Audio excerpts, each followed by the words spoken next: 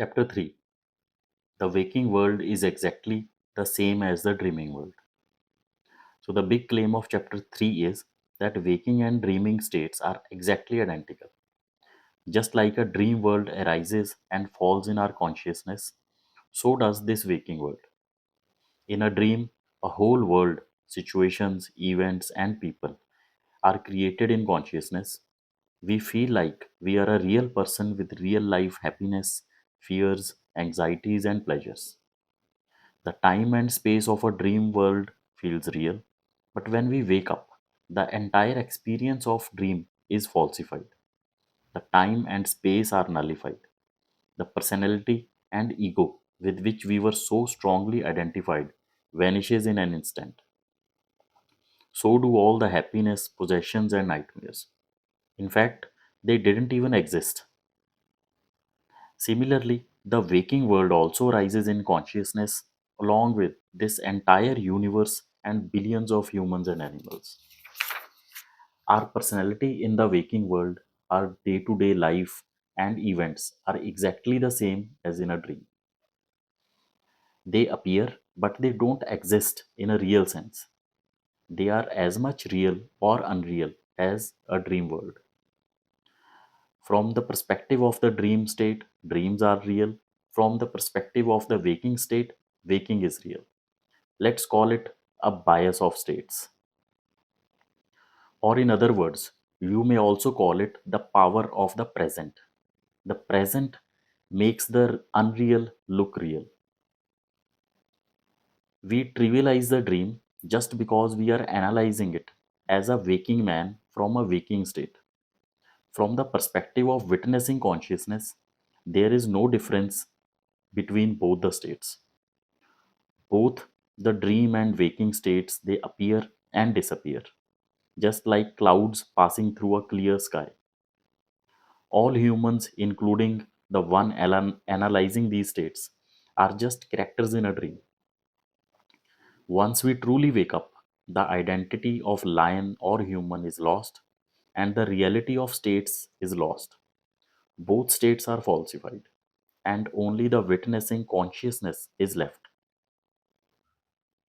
Now, you could have multiple objections and questions against this claim that the dream and waking states are exactly same. First, you could say that the dream world is vague and immaterial, but this waking world is real and solid. If you break a wall in a dream, you will find bricks, cement, and stone, not dreamy material. If someone shoots a bullet at you, it will be a solid real bullet, not made of some cloudy stuff. So during a dream, the world to a dreamer, it appears exactly real and solid. Second, if you say that the dream objects and events are fake, but waking objects have a utility, then think again. If you are thirsty in a dream, only dream water will quench your thirst, not a real glass of water lying on the bedside. In a dream, if you want to buy a burger, dream money will be useful, not real money. So, dream objects are as much useful in a dream as waking objects are useful in waking. Third, the dream world is not stable, but this world is stable and continuous. But dream time and space is not real. Again, this is a bias towards your present state. In a dream, the time and space feel totally real and consistent to the dreamer. The events in a dream, they feel real, stable, and impactful during the time of dream. Fourth objection may be that dream feels hazy. Waking feels very vivid. The first reason is the bias of state.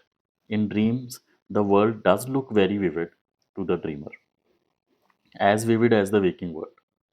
Also, another important reason for this bias is that we are comparing our dream of the past, last night, with the present waking state. The present, by default, is always more vivid than past. Even if in the waking state, you try to remember your yesterdays or day before yesterday, what you did, what you ate. So that also feels a little hazy. So this is the bias of present. So whatever we are experiencing and the moment at present, it always feels more real and vivid. In fact, when we compare the dream to waking, we are comparing the memory of the dream to the present waking state. We should compare the past with the past. You should compare yesterday's dream with yesterday's uh, waking state. Then both will feel somewhat equally hazy. However, the dream still leaves a memory in the waking state. The waking state does not even leave a faint memory in a dream. In fact, the dream would appear more stable than a waking state that way. Objection 5 could be there is science in the waking state. I can check my dream state with the EEG and sleep study. I have physical proof of a temporary dream state, and scientists can confirm my findings of being in a dream. But again, dreams also have scientists who would confirm a similar state in the dream world also. There is science, physics, and scientists in the dream world also who would uphold the so called dream laws, however silly they might be. There are many other objections one can raise, but there is no way you can prove in your own experience that these states are not identical. Here you need to respect your own experience, thinking, and logic. Don't look at anything other than your own experience. What we are giving you are just suggestions to stimulate into a new level of thought. Explore them, and the doors will open to an amazing new world.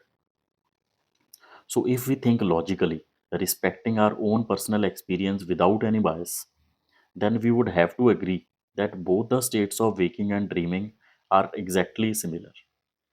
Now, since we have somewhat reached here, we would be making some more drastic claims. First claim, time and space are not real, only the observer is real. Suppose in a dream you see yourself having a good life, elated holding your newborn son in your arms. You name him Arjun. So you watch your son grow up and go on to become a billionaire. He takes you to Mars on his private jet rocket, where he has built a brand new billion-pound mansion. You are standing on Mars and marveling at the universe and distant galaxies. All this is happening in a dream. Then you suddenly wake up. You were sleeping in your bed for the last 6 hours. Can you deny that you had this experience of vast time and space spanning decades of years and millions of miles? So, if you consider yourself as a man sleeping in a small bed, how can a rocket, Mars, spacecraft, and Earth exist inside you? Now you have to analyze your own experience.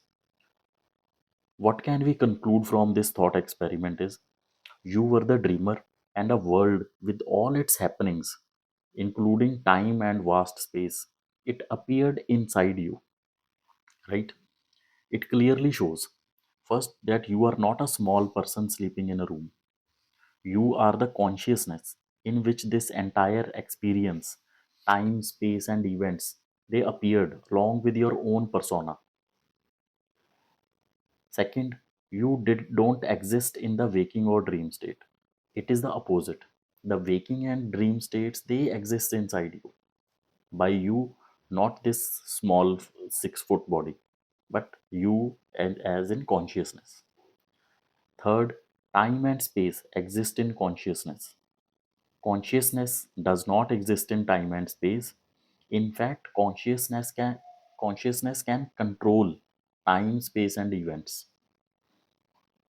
Four, time and space are not absolute reality. Observer or consciousness is the only absolute reality. In 1 hour of dream, you can experience going to Bali, having fun, and maybe a tragedy like an earthquake, and come back to India. An experience of a lifetime may happen in an hour of dream. For the conscious observer, time was not absolute, it changed, depending on the state that appeared in consciousness. Time and space contract and dilate in the presence of consciousness. That's why consciousness is a truly amazing entity. Fifth, consciousness is infinite. Finite and infinite are concepts when we look at something from the perspective of time and space. But if there is an entity in which both time and space themselves as they exist and vanish, that entity is beyond finite and infinite mess. I would like to call it a super entity. Sixth, where did the lion in the dream come from? Who were its parents? Did it evolve from fish and octopus on the way to becoming a lion? Is there evolution in a dream or just appearance? The world appears, it doesn't evolve. What comes first, egg or hen? Neither. The observer comes first, consciousness comes first. Seventh, the dreamer exists everywhere in the dream. In fact, the dream world is nothing other than consciousness. Everything in a dream, cars, trees, people, stars, is in reality the dreamer himself. In my dream, I am everything. The car in my dream is me. The tree in my dream is me. The people in my dream are me. My personality is my in my dream is me. Even the stars in my dream are me. I am omnipresent in my dream. Does a man existing in your daydream have a separate existence? Not at all. Will you get an Aadhaar card made for a man existing in your dream? Definitely not. Whatever whatever appears or happens in my dream is just me, myself. Eighth, dreamer knows everything in its dream. So in my dream, I am all knowing. I know all humans in my dream. But a man in a dream can never know the dreamer. No matter how much effort a man may put in, he can never know the dreamer with effort. For a dream man, the dreamer is not achievable by effort, but only by dissolving his identity and waking up from the dream. Ninth, in my daydream, I can change anything. Suppose I am daydreaming. I can make a cow fly in my dream. I can make the train run on water in my dream. In my dream, I am the all powerful entity. Tenth, there is a single, non dual consciousness in the whole dream state. Every individual in the dream may appear conscious, but in reality, their consciousness is unreal. It's just reflected, secondary. There is only one consciousness in the entire dream universe. The thousand people existing in a dream, they only have one consciousness, and that is the dreamer. There are no multiple consciousness. They may appear conscious, but they are not conscious. 11. The individual inside the dream is stuck with his limited individuality until an amazing event occurs, waking up. When consciousness wakes up, in a way, there is no individuality remaining. Alternatively, it could be said that when individuality disappears, consciousness awakens. 12. There are two levels of reality dependent on the observer's identity bonding. The waking world is a lower level of reality, while consciousness is the higher, ultimate level of reality. An experience in consciousness is not real. The consciousness itself is real, in which the experiences arise, change, and vanish. Now, all of this may seem very abstract and a foolish, impractical errand. What does it have to do with me?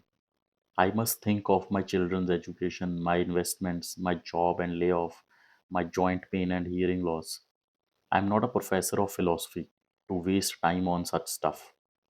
Consciousness, self, infinity. But beware, this consciousness thingy is the most important stuff. In fact, everything else is immaterial compared to consciousness. Once you understand the meaning of this self, everything else is trivial, just like the circumstances of a dream awakened from. Do you ever care about the dream when you wake up? This is the most practical and useful knowledge. And as we move on further into our work, we will see why is it so important.